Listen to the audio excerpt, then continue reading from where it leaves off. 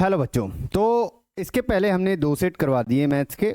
आपको 10th UP board maths की हम क्लास करवाने जा रहे हैं। सेट 1 और सेट 2 जो कि 2024 के हमारे पेपर हैं वो करवा दिए गए। अभी सेट 3 करवा रहे हैं। ये सारी जो भी हम सॉल्यूशन करवा रहे हैं वो राजीव का अनसॉल्व्ड है। राजीव के अनसॉल्व्ड से हम क्या कर रहे हैं, करवा रहे हैं। चूंकि पेपर तो एक ही रहेगा, या राजीव का हो, अग्रवाल का हो, या कोई और हो, जो भी हो, अनसॉल्व्ड हमारा क्या रहेगा, एक ही रहेगा, या पेपर हमारे क्या रहेंगे, एक ही। आपको सेट रेफर कर लेना है, उसके हिसाब से आप सोल्यूशन क्या कर सकते हैं, आगे कर सकते हैं। अभी हम क्या करने जा रहे हैं, सेट 3 के क्वेश्चंस करने जा रहे हैं। चलिए देखते हैं। इसका लिंक मैं डाल दे रहा हूं, फर्स्ट और सेकंड का। आप उसको क्या कर लीजिएगा, रेफर कर लीजिएगा, या वीडियो के एंड में आपको मिल जाएगा। वीडियो के एंड में भी आपको मिल जाएगा और पहले भी डाल दे रहा हूं, तो आप देख लीजिएगा। चलिए देखिए, क्वेश्चन नंबर 5 कर रहा है 8 के प्रथम 15 गुणजों का हमें क्या करना है, योगफल निकालना है। प्रथम गुणजों का मतलब क्या, आप एक बात समझिए। जब भी मैं प्रथम गुणजों की बात कर रहा हूं, इसका मतलब सीधा सा है कि 8 के टेबल में क्या होगा हमारा, 8 दूना 16, 8 तिरके 24, ऐसे ही चलेगा। 8 16 24 ऐसे ही हमारा क्या होगा, चलेगा। तो जब ये चलेगा तो आपको एक बात समझ में आनी चाहिए यहाँ पे कि प्रथम पद हमारा कितना हो जाएगा, ए बराबर कितना हो जाएगा, 8 हो जाएगा। और अगर मैं सर्वांतर निकाल रहा हूँ तो 16 और 8 का मैं डिफरेंस अगर निकालूँ तो कितना हो जाएगा, जो अंतर होगा वो कितना होगा, 8 ही आएगा। मैं जानता हूँ कि 15 पदों का योग निकालना है, मतलब यस एन निकालना है। यस एन बराबर मैं जानता हूँ n/2 2a plus n-1 into D, यही तो होता है। और मैं एक बात जानता हूं कि यहाँ पे कितने का निकालना है, 15 पदों का निकालना है। तो 15 हो जाएगा 15/2 2 इंटू 8 प्लस 15-1 इंटू कितना हो जाएगा, 8। ये हो जाएगा गुणे में 8। ठीक है, दोनों में अगर मैं देखूं तो 8 कॉमन है। 8 क्या है, कॉमन है। मैं 8 कॉमन ले लूँगा। 2 प्लस कितना हो जाएगा, 14। 2 चौके 8, 15 चौका कितना हो गया, 60। और 14 और 2 हम जोड़ेंगे कितना होगा, 16। 16 85, 16 का 96, 960 के आसपास आएगा। 960 मतलब ऑप्शन नंबर कौन सा सही हो जाएगा, ए सही हो जाएगा। तो 5वें का कौन सा सही हो रहा है, ऑप्शन नंबर ए। चलिए आगे देखते हैं। नेक्स्ट क्वेश्चन कह रहा है द्विघात समीकरण हमें दे रखा है x², हमें दे रखा है x² plus 2x minus p equal to 0। एक मूल मुझे दे रखा है, p का मान पूछ रहा है। जब मूल दिया होता है मतलब p बराबर, यहाँ x बराबर कितना होगा, -2 रखेंगे। मूल का मतलब क्या, जो शून्यक है हमारे, जो बहुपद के क्या है, शून्यक। और बहुपद के शून्यक की क्या कहलाते हैं, बहुपद के मूल कहलाते हैं। तो यहाँ पे अगर आप वैल्यू पुट कर रहे हैं, 2 गुणे -2 हो जाएगा और माइनस p इक्वल टू क्या, 0। यहाँ आप करेंगे तो 4 -4 माइनस p इक्वल टू क्या, 0। तो p बराबर क्या आ जाएगा, 0 आएगा। फाइनल आंसर, हमारा आंसर कौन सा सही हो जाएगा, ए ऑप्शन सही। चलिए देखते हैं।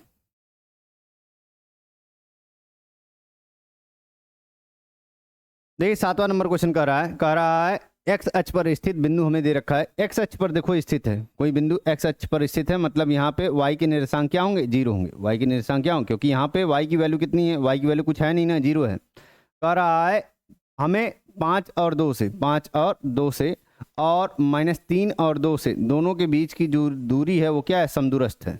मान लिया ये P पॉइंट है, ये A पॉइंट है और ये B पॉइंट है, दोनों के बीच की दूरी निकालनी है। तो मैं मान लेता हूँ PA बराबर PB मुझे दे रखा है क्वेश्चन में। और दो बिंदुओं के बीच की दूरी का फार्मूला क्या होता है, आप जानते हैं, x2 - x1 का whole square plus y2 - y1 का होल स्क्वायर, यही तो होता है। यही हमारा होगा, x2 - x1 का whole square plus y2 - y1 का होल स्क्वायर। आप किसी को भी मान लीजिए हर बार x1 और y1 इसी को मान रहे हैं, और x2 और y2 हर बार किसको मानेंगे, जो दूसरा वाला हमारा कोऑर्डिनेट होगा या दूसरा वाला जो निर्देशांक होगा उसको हम क्या मानेंगे, x2 और y2 मानेंगे।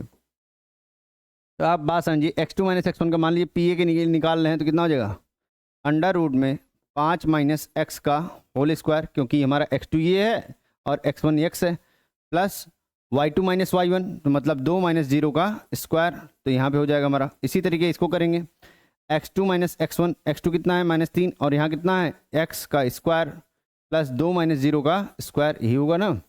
अब एक बात समझिए, यहाँ करेंगे तो कितना हो जाएगा, दोनों तरफ वर्ग कर दीजिए, वर्ग कर देंगे तो हट जाएगा वर्ग, कड़ी हट जाएगी, कड़ी हटेगा तो कितना हो जाएगा, 5 का स्क्वायर प्लस x का स्क्वायर -2 गुणे 5 गुणे x, a - b का होल स्क्वायर लगाए हैं, और 2 का स्क्वायर कितना होगा, 4। यहाँ आप करेंगे a का स्क्वायर प्लस b का square minus plus 2 into a into B, 2 into a into B, तो हो जाएगा हमारा ये। अब प्लस कितना हो जाएगा, 4, कितना हो जाएगा, 4।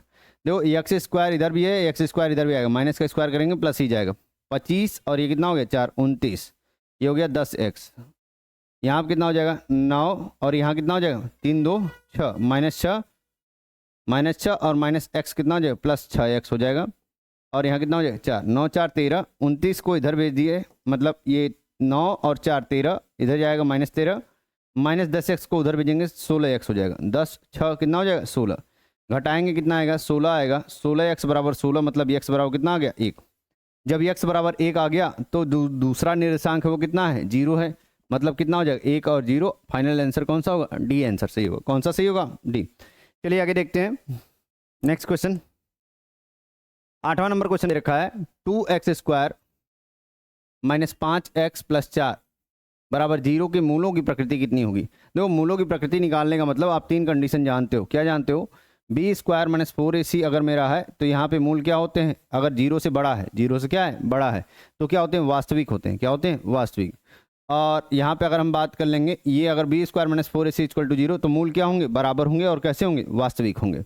यहाँ पे अगर बात कर लें b² - 4ac बराबर लेस देन, अगर मैं बोलूँ 0 है, 0 से छोटा है मतलब माइनस में अगर आ रहा है तब यहाँ क्या होंगे काल्पनिक। यहाँ क्या होते हैं काल्पनिक, यहाँ काल्पनिक होते हैं, यहाँ बराबर होते हैं और यहाँ क्या होते हैं, यहाँ बात कर लेंगे हमारे क्या होते हैं वास्तविक। बराबर और वास्तविक होगा, बराबर और क्या होगा वास्तविक होगा, और यहाँ क्या होगा वास्तविक होगा। क्या होगा वास्तविक। तो ये बातें आपको क्या होनी चाहिए पता होनी चाहिए।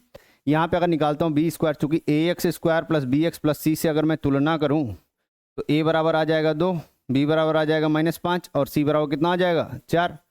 तो b² - 4ac अगर मैं निकाल रहा हूँ, b² - 4ac अगर मैं निकाल रहा हूँ तो कितना हो जाएगा -5 का स्क्वायर -4 × 2 × 4 ये हो जाएगा -5 का स्क्वायर 25, 4 दूना 8 चुक्के 32।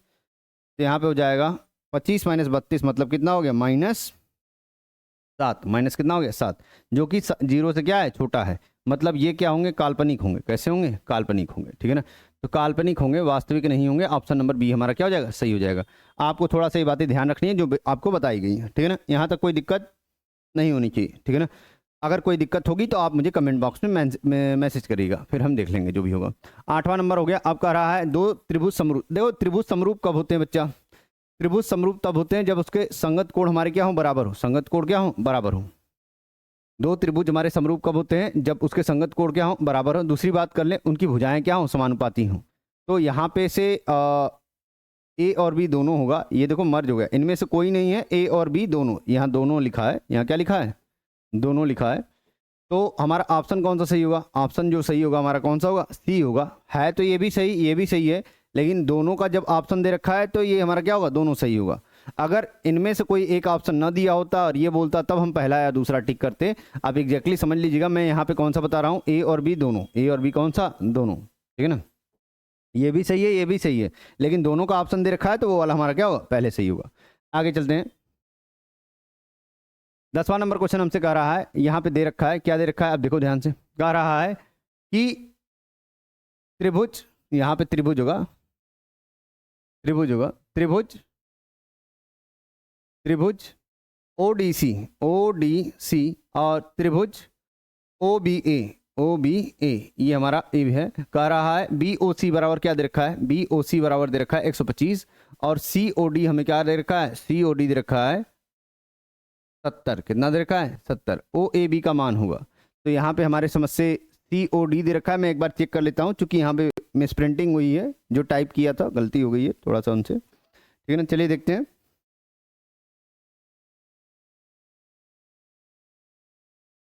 आपका दे रखा है BOC = 125 दे रखा है, COD = 70 दे रखा है, ठीक है। तो COD हमारा जब COD दिया है तो वहाँ पे C कैसे हो गया हमारा, ठीक है ना।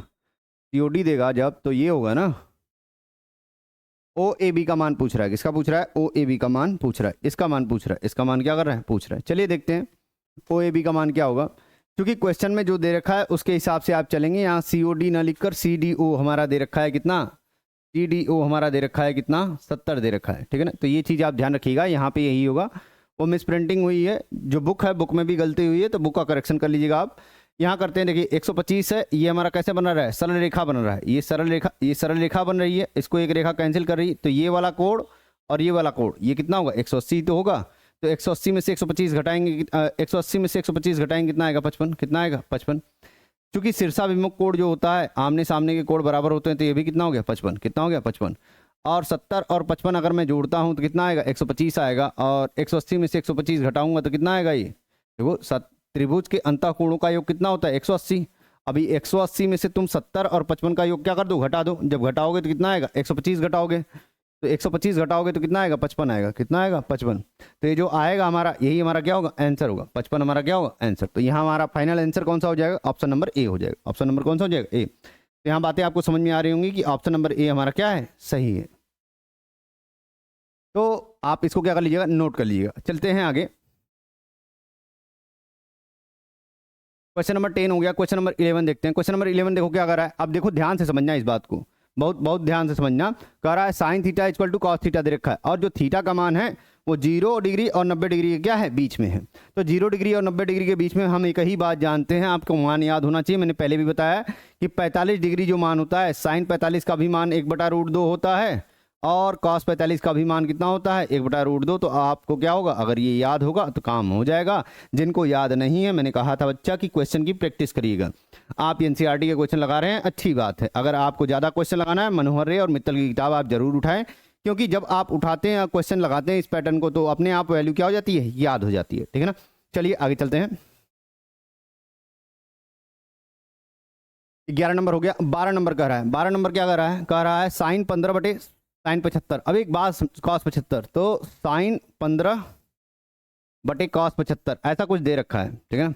और नई वाली बुक में शायद ये वाली एक्सरसाइज खत्म भी कर दिया है, फिर भी यहाँ से 1 नंबर का क्वेश्चन आया है 24 में। तो आप थोड़ा सतर्क रहिएगा, कुछ चीज़ें आ रही हैं पेपर से जो कटा हुआ है वो भी। यहाँ बात करें 15 और 75 जोड़ूंगा कितना आएगा, 90 आएगा। 15 और 75 कितना आएगा, 90। तो मैं इसको लिख सकता हूँ साइन 90 माइनस 75 लिख सकता हूँ। और नीचे हमारा कितना है, कॉस 75 है ही। साइन 90 माइनस थीटा कितना होता है, साइन 90 माइनस थीटा होता है हमारा cos theta. Sine 90 minus theta कितना होता है, कॉस थीटा। ये हो जाएगा कॉस 75, और नीचे भी कितना हो गया, कॉस 75। तो कॉस 75 ऊपर भी और कॉस 75 क्या नीचे भी। तो कटेगा, कितना आएगा, 1 आएगा। कितना आएगा, 1। तो ये हमारा फाइनल आंसर कौन सा हो जाएगा, पहला वाला। ठीक है ना। चलते हैं आगे। 12 नंबर क्वेश्चन के बाद 13 नंबर क्वेश्चन कह रहा है sine theta minus cos theta बराबर 0। देखो सीधा सीधा ये वही क्वेश्चन है जो पीछे की हो। अगर मैं बोलूं sine theta minus cos theta बराबर 0 दे रखा है, sine theta minus cos theta बराबर क्या दे रखा है, 0 दे रखा है। और कॉस थीटा को उधर भेजेंगे तो कितना हो जाएगा, साइन थीटा बराबर कॉस थीटा।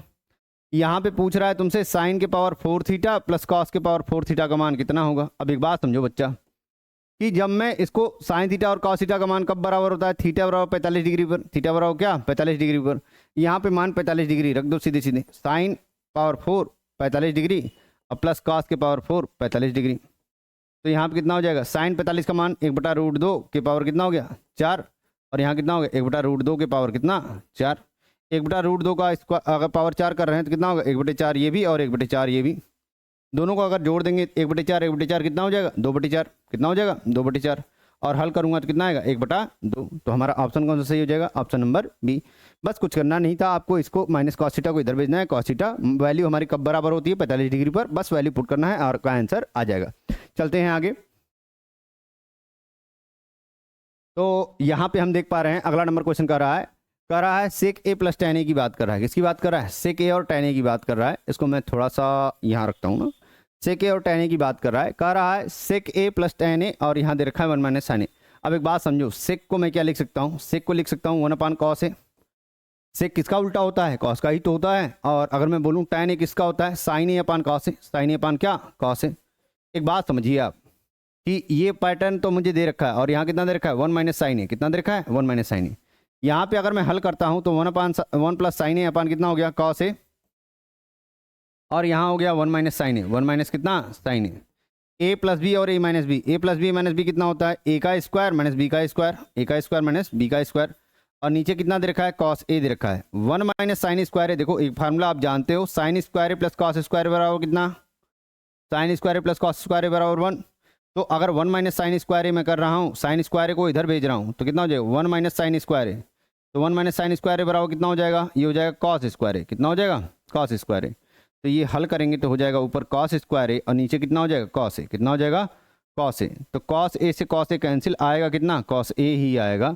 हमारा फाइनल आंसर कौन सा हो जाएगा, फाइनल आंसर डी हो जाएगा। कौन सा हो जाएगा, डी। तो यही आपका सही होगा। आप इसको क्या कर लीजिए, नोट कर लीजिए। चलते हैं आगे। 15 नंबर क्वेश्चन, 15 नंबर क्वेश्चन क्या कर रहा है? अब देखो ये क्वेश्चन थोड़ा सा ना ध्यान से देखना। कह रहा है बिंदु ओ का बिंदु ए और पी से देखने पर अवनमन कोण। देखो हमारे दिमाग में क्या चल रहा है सर, अवनमन कोण मैं जानता हूं कि जब मैं किसी बिंदु से ऊपर से देख रहा हूं तो वही कोण मेरा होता है, मतलब ये जो मैं देख रहा हूं ये वाला कोण होगा। तो मैं एक बात जान रहा हूं कि जब ये पूरा हमारा 45 था, ये समांतर है तो एकांतर कोण बराबर होते हैं, तो 45 ये तो 45 क्या ये। अब कई लोगों को एकांतर कोण में समस्या है, आप ऐसे समझिए, एक लाइन काटी तो एकांतर मतलब अगर अंतः की बात कर रहे हैं तो अंतः में ही देखेंगे, अगर बाह्य की बात कर रहे हैं तो बाह्य में देखेंगे। ये अंतः एकांतर का मतलब जस्ट अपोजिट, जस्ट क्या अपोजिट, इसका होगा तो इधर, इसका होगा तो ये 45 तो ये भी 45 पूरा, ठीक है। इतनी बातें समझ में आ रही होंगी। देखिए गलती कहाँ होगी, यहाँ आप कहेंगे सर यह 60 था तो ये भी 60, तो काम गलत हो जाएगा। अवनमन कोण की बात कर रहा है, समांतर से बात कर रहा है, तो ये हमारा कितना होगा 30, क्योंकि पूरा कितना है 90, ये 60 है तो ये कितना होगा 30, तो ये 30 तो ये भी कितना होगा 30। तो आप ध्यान रखिएगा, अवनमन कोण जब पूछ रहा है तो आपको समांतर से चेक करना है। आप गलती से ये वाला काम कर देंगे, हम जल्दी में रहते हैं तो 1 नंबर के क्वेश्चन हम गलत करके आते हैं। आप टिक्का करके आएंगे सर हम तो ई करके आए हैं, 45 और 60 यही क्या हो जाए गलत, आपका सही होगा ये 45 और 30, ऑप्शन नंबर बी होगा। क्योंकि समांतर से देखना है, सतह से देखना है कि कितना कोण बना रहा है, उसके बाद हम बताएंगे कि हाँ कितना होगा, ठीक है ना। चलिए आगे चलते हैं, यहाँ गलतियाँ होंगी बच्चों की, आगे चलते हैं। एंगर क्या गया, कर रहा है 16 नंबर क्वेश्चन, 16 नंबर क्वेश्चन कर रहा है। देखो यहाँ पे क्या है ना, क्वेश्चन में जो बुक में भी दे रखा है ना, मैं बात कर लूँ 16 नंबर ये जो क्वेश्चन में दे रखा है ना, यहाँ पे थोड़ी सी मिस प्रिंटिंग है, आपने करेक्ट करना है। यहाँ पे आपको बोल रहा है क्वेश्चन में पहले से ही क्या, सी बराबर यहाँ कितना है 90, ये पूरी बात लिखनी चाहिए, तो बुक में भी मिस प्रिंटिंग है, आप थोड़ा उसको करेक्ट कर लीजिएगा। कह रहा है tan A बराबर कितना, tan A बराबर दे रखा है 1/√3, तो 1/√3 का मान कब होता है, tan 30 डिग्री का मान किसका होता है, tan 30 का। तो अब आपको बातें समझ में आ रही है, दोनों तरफ tan दिख रहा है, तो A बराबर कितना आ गया 30, A बराबर कितना आ गया 30, और C बराबर पहले से ही दे रखा है कितना, C बराबर दे रखा है हमारा 90 दे रखा है, तो B बराबर कितना होगा बच्चा, त्रिभुज के तीनों अंतः कोणों का योग, चूंकि त्रिकोणमितीय अनुपात तो 90 पे ही लगता है, ये C हो गया, ये A हो गया, ये क्या हो गया B, तो ये A मुझे पता है पहले से ही कितना हो गया 30 अभी निकाला था, ये 90 मुझे पता है, और ये कितना होगा, तो 180 में से अगर 120 घटाएंगे, 90 और 30 कितना होगा 180, 120 तो ही होगा, घटाएंगे तो कितना आएगा 60। अब वैल्यू पुट कर दीजिए, कह रहा है sine A plus cos B, sine A into cos B plus cos A into sine B, यही तो कह रहा है। अब एक बात समझिए, साइन ए का मान कितना, साइन ए का मान साइन 30 कितना हो गया sine 30 plus into cos B, cos B का मतलब कितना कॉस 60 कितना हो जाएगा कॉस 60 प्लस कॉस ए का मान कितना कॉस 30 कितना हो जाएगा cos 30 plus into sine B, sine क्या 20, साइन बी का मतलब कितना 60 कितना 60, 1/2 कॉस 60 का मान कितना, कॉस 60 का मतलब 1/2 ही होगा, प्लस कॉस 30, कॉस 30 का मान कितना √3/2, और यहाँ साइन 60 का मान भी √3/2। हल करोगे तो 1/4 प्लस 3/4 आ जाएगा, ये आ जाएगा 4/4, 4/4 का मतलब कितना 1, 4/4 का मतलब कितना 1। तो जो मेरा आंसर आ रहा है वो कितना आ रहा है, वो आ रहा है 1 आ रहा है, कौन सा आ रहा है 1। तो 16 का जो सही होगा वो कौन सा सही हो जाएगा, 16 का पहला नंबर सही हो जाएगा। मैं आंसर चेक कर ले रहा हूँ एक बार, 16 का ए, 16 का हाँ सी, 16 का सी, 16 का क्या सी, मैं गलती से ए बोल दिया, 16 का क्या होगा सी, सही भी हो रहा है। इसको नोट कर लीजिए, करना कुछ नहीं है, बस ध्यान देने वाली बात यही थी कि यहाँ पे मिस प्रिंटिंग था, आपने बी का मान निकालना है, त्रिभुज के अंतः कोणों से ये पुट करना है, आपके आंसर क्या हो जाएंगे आ जाएंगे। चलिए आगे देखते हैं, 16 हो गया, तो अब बात करते हैं 17 नंबर की। देखो 17 नंबर क्या कर रहा है, यहाँ पे भी आपको थोड़ा सा समझना पड़ेगा, अगर जल्दबाजी में रहेंगे तो ये क्वेश्चन फिर से क्या हो जाएगा गलत हो जाएगा।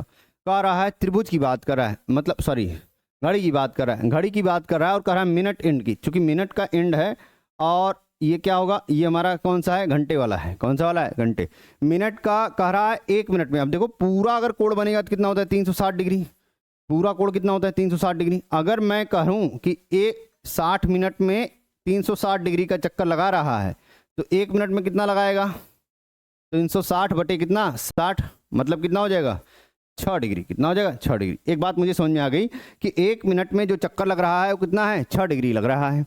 अब हमें त्रिज्यखंड का क्षेत्रफल मुझे पता है, त्रिज्यखंड का फार्मूला क्या होता है, त्रिज्यखंड का फार्मूला होता है त्रिज्यखंड के क्षेत्रफल का फार्मूला, तो ये होता है हमारा कितना थीटा बटे 360 गुणे कितना पाई आर स्क्वायर, यही तो होता है।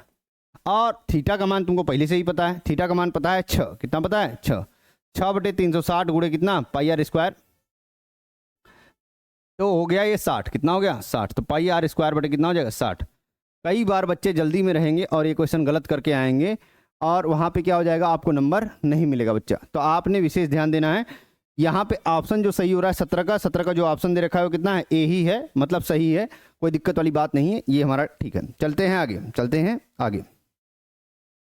17 हो गया आपका। 18 नंबर क्वेश्चन कह रहा है 1/2 सेंटीमीटर व्यास। अब देखो व्यास क्या दे रखा है, व्यास दे रखा है 1/2 सेंटीमीटर, 1/2 सेंटीमीटर व्यास दे रखा है। त्रिज्या कितनी हो जाएगी, 1/2/2 मतलब कितना होगा, बटे 2 करोगे तो देखो बात वही आएगी। जैसे अगर मैं करूँ 1/2/2 तो कितना होगा, अगर ये पलटेगा तो 1/2 गुणे 1/2 ही तो आएगा, पलटेगा तो 1/2 ही तो आएगा, मैंने डायरेक्ट लिख दिया। कितना हो गया 1/4 क्या सेंटीमीटर। अर्धगोले का संपूर्ण पृष्ठ बोल रहा है। अब अर्धगोले का जब संपूर्ण पृष्ठ बोल रहा है तो देखो अर्धगोले में क्या होता है, अर्धगोले में अगर मैं बात कर लूँ, देखो एक बात समझो, यही है अर्धगोला। अर्धगोला क्या है, यही है, मैं दिखा रहा हूँ, थोड़ा सा रुक जाओ। अर्धगोला कौन सा है, यही है, ये हमारा अर्धगोला है, ये क्या है अर्धगोला। अब मैं अगर बोलूं अर्धगोले में तो ये कौन सा सेक्शन है, मैं जानता हूं पूरा गोला होता तो कितना होता, पूरा गोला होता तो 4 πr²। इसका आधा ज्ञात क्या, ये सरफेस जो आ रहा है इधर कर्व सेक्शन, ये कितना आ रहा है, ये आ रहा है हमारा, देख लो ये कर्व सेक्शन जो आ रहा है कितना होगा 2 πr², कितना होगा 2 πr²। और ये वाला सरफेस भी तो है अर्धगोले में, ये वाला सरफेस भी तो है, तो मतलब मैं बोलूंगा 2 πr² प्लस πr² मतलब कितना 3 πr², कितना 3 πr²। तो ये हो जाएगा हमारा कितना 3 πr²। संपूर्ण पृष्ठीय क्षेत्रफल बोला है तो अर्धगोले का संपूर्ण पृष्ठीय क्षेत्रफल कितना हो जाएगा, अर्धगोले का संपूर्ण पृष्ठीय क्षेत्रफल, संपूर्ण पृष्ठीय क्षेत्रफल कितना होता है, ये होता है 3 πr²। कैसे होता है ये बात आपको समझाया अभी, ठीक है ना। तो 3 इंटू पाई में ही आंसर दे रखा है तो कुछ हल करने की जरूरत तो है नहीं। आर का मान रख लो 1/4, इसका स्क्वायर तो हो जाएगा 3 पाई बटे कितना 4 चौके 16, 3 पाई बटे कितना 16। ऑप्शन नंबर कौन सा सही हो जाएगा, बी। मैं एक बार आंसर चेक करूंगा इसका, 18 हो गया, ऑप्शन नंबर कौन सा सही है, बी सही है, कोई दिक्कत वाली बात नहीं है, ठीक है ना। 18 का कौन सा सही है, बी नंबर सही है, ठीक है। 19 नंबर देखते हैं, कौन सा 19 नंबर। तो 19 नंबर क्या कर रहा है हमसे, क्वेश्चन नंबर ये हो गया। अब देखते हैं 19 नंबर देखते हैं, तो आगे देखते हैं। कह रहा है किसी बारंबारता बंटन के लिए माध्य माध्यक क्रमशः हमें ये दे रखे हैं। बहुलक का मान आपसे पूछ रहा है। देखो बहुलक बराबर क्या होता है, बहुलक बराबर आपको पता होना चाहिए, बहुलक माध्यक और माध्यिका में हमें संबंध पता होना चाहिए। बहुलक बराबर होता है 3 गुणे माध्यिका या माध्यक माइनस 2 गुणे माध्य, 2 गुणे कितना माध्य, ये होता है आपका। अब बहुलक बारंबारता बंटन के लिए माध्य और माध्यक हमसे ये दे रखे हैं, बहुलक का मान पूछ रहा है। जानता हूँ माध्यक का मान कितना, माध्यक का मान दे रखा है 25.8, कितना दे रखा है 25.8, और माध्य का मान कितना दे रखा है, माध्य का मान अगर मैं निकालूं तो हमारा जो दे रखा है वो कितना है 26.1, 26.1 करूँगा तो कितना हो जाएगा 8 3 24, 2 आ जाएगा 5 3 15, 5 3 15 2 17, 77.4 आ जाएगा। और ये कितना आ जाएगा 2 6 दूना 12, 2 आ गया, 2 दूना 4 1 5। अब हल करोगे इसको तो 77.4 में से 52.2 अगर घटाते हो तो 2 आएगा, 5 आएगा, और कितना आएगा 25.2 आएगा, कितना आएगा 25.2। तो जो फाइनल मान होगा कितना होगा 25.2 होगा। तो आप ध्यान से करिएगा, यहाँ कैलकुलेशन में गलतियाँ क्या कर सकते हो, तो विशेष ध्यान रखिएगा इसको। चलते हैं आगे। 20वां लास्ट है, कह रहा केंद्रीय प्रवृत्ति की माप। देखिए केंद्रीय प्रवृत्ति की माप में जो भी हम माप लेते हैं, जिसे हम जानते हैं माध्य, केंद्रीय प्रवृत्ति की माप में जब भी हम बात करते हैं तो मध्य नहीं होगा, यहाँ पे ऑप्शन में क्या होगा माध्य। मिस प्रिंटिंग है, बुक में भी मिस प्रिंटिंग है तो आप उसको करेक्ट कर लीजिएगा, यहाँ मध्य नहीं माध्य होगा, बारंबारता तो होता नहीं है। माध्य और माध्यक देखो 3 होता है केंद्रीय प्रवृत्ति की माप, माध्य माध्यिका और बहुलक, माध्य माध्यिका और बहुलक, माध्य माध्यिका और क्या बहुलक। तो ये सीरीज का अगर मैं मान लेता हूँ, उसका बीच का पद निकालना हूँ तो क्या हो गया माध्यिका, जब मैं औसत निकालता हूँ तो बोलता हूँ माध्य, बहुलक जो ज़्यादा आता है उसको बोलता हूँ बहुलक। तो ये जो केंद्रीय प्रवृत्ति की माप में यही तीनों होता है, तो यही दोनों हमारे सही हैं, मतलब ऑप्शन नंबर डी सही है। ऑप्शन नंबर क्या है, डी सही है, पहला ऑप्शन नहीं होगा, डी ऑप्शन नहीं होगा, ठीक है ना। ठीक, चलते हैं आगे। अब देखो ऑब्जेक्टिव हो गया, अब हम क्या करते हैं 2 नंबर के क्वेश्चन करते हैं जो हमारे पेपर में आते हैं। कह रहा है सभी भाग करना है आपको HCF दे रखा है, HCF दे रखा है, कितना दे रखा है, HCF दे रखा है 9, HCF कितना दे रखा है 9, HCF गुणे LCM, HCF गुणे LCM बराबर होता है 99 गुणे कितना 153, यही तो होगा। जो दो पद दे रखे हैं, प्रथम संख्या गुणे द्वितीय संख्या, तो HCF कितना दे रखा है, HCF 9 दे रखा है, पूछ क्या रहा है, LCM पूछ रहा है, तो 99 गुणे 153 बटे कितना हो जाएगा, अब देखो गुणे में है, इधर आके कितना हो जाएगा, बटे में हो जाएगा, कितना हो जाएगा 9। एक बात ध्यान दो, ये कटेगा तो कितना आएगा 11। अब 11 का गुणा करने का ट्रिक पहले ही बताया हूँ कि अगर करोगे तो सीधे सीधे जोड़ दिया करो, 1 3 3, 5 3 8, 5 1 6, 1 1 कम 1, तो कितना होगा 1683, कितना होगा 1683। ध्यान दीजिएगा बच्चा, जब भी करते हैं इधर जो आता है उसको लिख देते हैं, बगल वाला अंक जोड़ते जाते हैं, 5 3 8, 5 1 6 और 1 1 कम 1, तो ये हमारा कितना होगा 1683 होगा। फाइनल उत्तर भी हमारा कितना होगा 1683 ही आएगा। तो आपको समझ में आ रहा होगा, ये हो गया हमारा आंसर। अब आगे चलते हैं, अगला नंबर कह रहा है इसी का, कह रहा है कि 2 cos स्क्वायर, देखो यहाँ पे ये क्या कर रहा है, मैं इसको सही से लिख देता हूँ क्योंकि शायद मिसप्रिंटिंग हुई है। 2 cos square 45 degree -1 equal to क्या है cos थीटा। तो तुमसे कह रहा है थीटा का मान ज्ञात करो, थीटा का मान क्या करो, ज्ञात करो। ये थीटा यहाँ होना चाहिए, ये थीटा यहाँ होना चाहिए, थीटा का मान ज्ञात करो, ऐसा कुछ कह रहा है, ठीक है ना। तो देखो यहाँ पे अगर cos 45 का मान अगर देखें तो 1/√2 होता है इसका स्क्वायर, इसका क्या है स्क्वायर -1 इक्वल टू कितना cos थीटा। यहाँ पे अगर मैं हल करता हूँ तो 1/2 हो जाएगा, -1 बराबर cos थीटा। और इसको मैं अगर हल करूँ 1 - 1 मतलब 0। अब cos थीटा कब 0 होता है हमारा, cos थीटा का मान cos 90 पर 0 होता है। कब तो 0 होता है cos 90 पर, तो थीटा का मान कितना आ जाएगा 90 आएगा, कितना आएगा 90। तो विशेष ध्यान रखिएगा, 0 मत कर दीजिएगा जल्दबाजी में, 0 कब होता है 90 पे होता है, इसलिए हमारा तो गलती यहीं करोगे, गलती कहाँ करोगे यहाँ, विशेष ध्यान रखना, जल्दी में हम कर देते हैं वहाँ 0, ऐसा नहीं कि हमें याद नहीं। देखिए ग हमारा कह रहा है 4 और y, यहाँ पे 1 नहीं हुआ, यहाँ क्या होगा y हुआ। 4y और 12 3 के बीच दूरी हमारे कितनी दे रखी है 10 मात्रक दे रखी है। y का मान पूछ रहा है, क्योंकि बीच की दूरी का फार्मूला आपको पहले से ही पता है। बीच की दूरी का मान कितना होता है, बीच की दूरी का मान होता है हमारा करणी में x2 - x1 का whole square plus y2 - y1 का क्या होल स्क्वायर। तो यहाँ पे अगर मैं बात कर लूँ, इसको x1 मान लेता हूँ, इसको y1 मान लेता हूँ, इसको x2 मान लेता हूँ और इसको y2 मान लेता हूँ, ये तो मानूंगा। अब एक बात मैं जानता हूँ, x2 - x1 का होल स्क्वायर का मतलब क्या, 12 - 4 का क्या square plus y2 - y1, y2 का मान कितना है 3 और y1 का मान कितना है, y1 का मान y है, कितना है y का क्या स्क्वायर। बीच की दूरी का मान दे रखा है 10, करड़ी इधर आएगी तो 10 का स्क्वायर कितना हो जाएगा 100, 10 का स्क्वायर कितना हो जाएगा 100, 12 में से 4 गया 8 का स्क्वायर प्लस 3 - y का स्क्वायर। तो 8 का स्क्वायर मतलब 64 प्लस 3 का स्क्वायर प्लस y का स्क्वायर -2 गुणे 3 गुणे y, यही तो होगा। यहाँ कितना हो जाएगा 100, 100 को इधर भेजिए, 100 - 64 हो जाएगा, 100 माइनस क्या हो जाएगा 64, 9 प्लस y स्क्वायर -6y बराबर इतना हो जाएगा। अब इसको हल करेंगे, 10 में से 4 गया 6, 9 में से 6 गया कितना 3, और इसको इधर भेजेंगे 36 - 9 बराबर y स्क्वायर -6y। हल करेंगे, 36 में से 9 गया कितना आ जाएगा, 16 में से 9 गया 5 जाएगा, ये कितना आ गया 25, 7 आएगा ना। 36 में से 9 गया कितना आएगा 7, और यहाँ पर कितना हो जाएगा 2, तो कितना हो जाएगा y स्क्वायर -6y, ये हो जाएगा। अब देखो इसको हल करते हैं अगर, तो y स्क्वायर -6y, 27 को उधर भेजें तो कितना हो जाएगा -27 बराबर 0। अब गुणनखंड अगर आप करते हो तो कितना होगा y square -9y plus 3y बराबर -27। यहाँ से अगर मैं कॉमन लूँगा तो कितना होगा y -9, और यहाँ से अगर कॉमन लूँगा तो 3 y माइनस कितना हो जाएगा 9। एक बात समझिए, दोनों तरफ हमारा कितना है y -9 है और दूसरी तरफ कितना है y + 3 है। तो अगर मैं हल करता हूं तो y - 9 बराबर 0, तो y बराबर कितना आएगा, y बराबर 9 आएगा, और y + 3 बराबर 0, तो कितना आएगा y बराबर -3 आएगा, y बराबर कितना आएगा -3। एक तो ये हल हुआ, एक ये हल हुआ। जो उत्तर दिया है बुक में वो क्या दे रखा है, वो गलत दे रखा है। ये जो बुक दिया है राजीव का उसमें गलत दिया है, क्या दिया है आपको -3 और 6 दे रखा है। तो आपने ध्यान रखना है -3 और 9 आएगा, ये आंसर जो दे रखा है इसमें गलत दे रखा है, ठीक है ना, करेक्ट कर लीजिएगा उसको। चलते हैं आगे, यहाँ पे y रहेगा, बस ये ध्यान रखिएगा। आगे x y बिंदुओं हमारा कह रहा है इतना से समदूरस्थ हैं, 3 6 और -3 4 से हमारा क्या है समदूरस्थ है, कॉमा लगा है, ठीक है ना। तो x और y के बीच संबंध ज्ञात, देखो समदूरस्थ का मतलब क्या, ये हमारा x y है, ये 3 6 है, और ये कितना है -3 और 4 है। ये दोनों के बीच हमारी दूरी क्या है समान है। इन दोनों के बीच दूरी क्या है, समान है, मतलब पी ए बराबर क्या दे रखा है, पी बी, पी ए बराबर क्या दे रखा है, पी बी।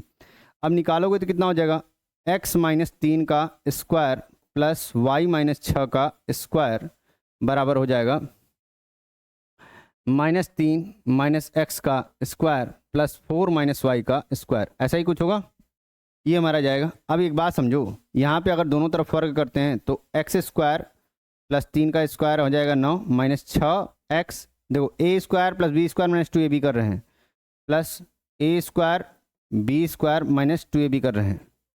यहाँ करेंगे -1 का स्क्वायर कितना होगा, +1 होगा, तो 3 का स्क्वायर कितना होगा 9 प्लस एक्स स्क्वायर, और यहाँ कितना होगा, देखो यहाँ अगर -1 कॉमन लेते हो ना लल्ला, तो -1 का स्क्वायर होगा, 3 प्लस एक्स का स्क्वायर होगा, कंफ्यूज मत होना, -1 का स्क्वायर +1 ही होगा, तो a प्लस बी के स्क्वायर के हिसाब से करना, यहाँ कन्फ्यूजन कई बार बच्चों को हो जाती है।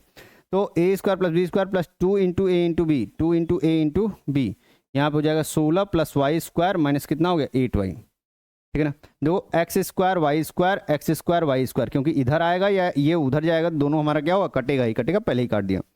ये हो जाएगा 36 9 कितना हो गया 9 6 15 45 minus 6x minus 12y plus 45, और यहाँ हो जाएगा 16 9 कितना 25 प्लस 3 दूना 6x minus 8y, 6x minus कितना 8y। अब एक बात समझिए, -6x को उधर भेजेंगे तो कितना हो जाएगा +6x, तो हो जाएगा 6 और 6 कितना हो जाएगा, 6 और 6 12 हो जाएगा, -12 और -8, यहाँ पे देखो -12 उधर जाएगा +12 हो जाएगा, तो हो जाएगा +4y।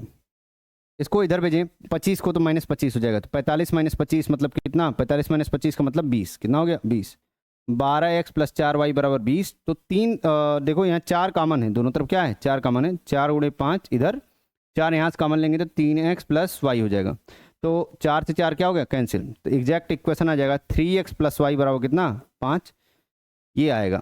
या तो इसको ऐसे भी लिख सकते हो 3x प्लस वाई माइनस 5 बराबर कितना 0, तो ये भी आ सकता है आपका। तो दोनों से ही हमारे क्या है सही है। आपको संबंध ही निकालना था, x और y के बीच क्या निकालना है संबंध, तो आपका संबंध आ भी चुका है, ठीक है ना। बस ध्यान रखिएगा दोनों के बीच की दूरी का निकालिएगा आप, एग्जैक्टली सारे जो वेरिएबल वाले टर्म हैं x और y वाले टर्म हैं उसको एक तरफ करिएगा, नंबर वाले टर्म एक तरफ करिएगा, आपका आंसर क्या हो जाएगा आ जाएगा, ठीक है ना। चलिए आगे चलते हैं। तो हमारे समझ से ये अंगा नंबर क्वेश्चन के बाद एक 4 नंबर क्वेश्चन है, आज वही हमारा लास्ट होगा। अंगा नंबर 1 क्वेश्चन कर रहा है, लंबवृत्तीय शंकु की त्रिज्या दे रखी है, त्रिज्या कितनी दे रखी है, लंबवृत्तीय शंकु का मतलब देखो क्या दे रखा है, लंबवृत्तीय शंकु का मतलब ये दे रखा है, इसकी त्रिज्या कितनी दे रखी है, त्रिज्या दे रखी है 3.5, कितनी दे रखी है 3.5 सेंटीमीटर, और जो ऊंचाई दे रखी है वो कितना है 12 सेंटीमीटर, कितना दे रखा है 12 सेंटीमीटर। शंकु का आयतन ज्ञात करिए। देखिए शंकु का आयतन क्या होता है, जब मुझे त्रिज्या दे रखी है और मुझे ऊंचाई दे रखी है, तो एक तिर्यक ऊंचाई होती है, उसको नहीं, उससे मतलब नहीं है, आयतन बराबर होता है शंकु का 1/3 पाई आर स्क्वायर एच। तो पूरी बातें लिखिएगा एग्जाम में जब लिखिएगा, शंकु का आयतन बराबर 1/3 पाई आर स्क्वायर एच। तो यहाँ पे आप पुट करेंगे तो 1/3, पाई का मान कितना होगा 22/7, और आर का मान कितना होगा 3.5 गुणे 3.5, और एच का मान कितना होगा 12। तो यहाँ से करेंगे 7 × 5 = 35, ये हो जाएगा 3 × 4 = 12, 22 × 5 = 110 होता है, तो ये आ जाएगा 11, और 3.5 का 7 4 में गुणा करेंगे तो कितना आ जाएगा 4 × 3 = 12 2 14, हल करेंगे तो 154 आएगा, 154 सेंटीमीटर क्यूब होगा, अगर सेंटीमीटर चल रहा है तो सेंटीमीटर क्या होगा क्यूब। तो ये हमारा क्या होगा, यही उत्तर होगा, यही हमारा क्या होगा उत्तर। एक बार चेक कर लेते हैं उत्तर क्या दिया है इसका, इसका उत्तर दे रखा है 154, कितना दे रखा है 154, ठीक है। तो अगला नंबर क्वेश्चन देखते हैं,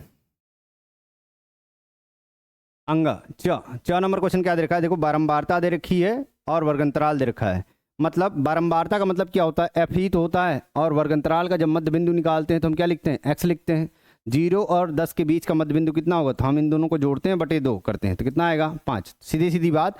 ऐसे 10 और 20 जोड़ोगे कितना आएगा 30, 30/2 करेंगे तो कितना आएगा 15। तो डायरेक्ट लिखूंगा, आप ध्यान रखना 5, अब इसमें 10 जोड़ेंगे कितना होगा 15, फिर इसे 10 जोड़ दिए कितना 25, और ऐसे ही जोड़ेंगे कितना 35, और यहाँ कर लेंगे कितना 45, कितना हो जाएगा 45। अब f और x का हम क्या करेंगे गुणा करेंगे, f और x का क्या करेंगे गुणा, 5 दिया कितना हो गया 15, 15 और 10 का गुणा करेंगे 150, यहाँ पे करेंगे 25 और 11 का 5 7 और कितना 2, कितना हो जाएगा 2। यहाँ पे कर लेंगे कितना 9 × 5 = 45, 5 4 आ गया, 9 × 3 = 27, 4 31, 315, 7 × 5 = 35, 3 आ गया, 7 × 4 = 28, 3 31, 315 आ गया। सबको जोड़ेंगे, सबको क्या करेंगे जोड़ेंगे। जब आप सबको जोड़ेंगे तो लगभग लगभग हमारा आंसर आ जाएगा कितना, देखिए 5 5 10 5 15 5 20 हो जाएगा, 0 आ जाएगा, 2 2 1 3 4 7 4 11 11 11 5 हम बात कर लेंगे 16 16 1 कितना 17 1 आ गया, 3 1 4 3 7 2 9 9 1 कितना 10, तो 1070 आ रहा है क्या, सिग्मा एफ एक्स आ रहा है। सिग्मा क्या आ रहा है, F x.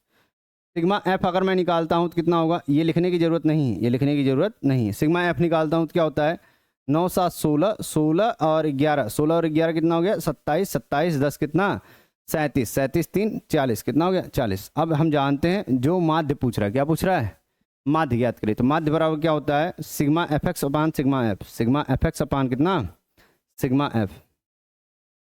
Sigma F X कितना है 1070 और सिग्मा एफ कितना आया है 40, काट दीजिए तो हो जाएगा सीधे सीधे 4 दूना 8 2 आएगा, 4 छक 24 3 आएगा, 4 सत्ते 28 और 4 पच्चीस कितना 20, 26.75 26 कितना आएगा 75, 26.75 इसका आंसर भी दे रखा है। तो हमारा क्या होगा, 6 नंबर यही हुआ।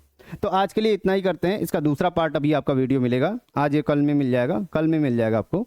तो सेट 3 भी आपका कंप्लीट हो जाएगा। आप मेहनत करते रहिए और समय रहा तो हम साइंस के भी सारे क्वेश्चंस आपको क्या करेंगे, अनसॉल्व के सॉल्व कराएंगे।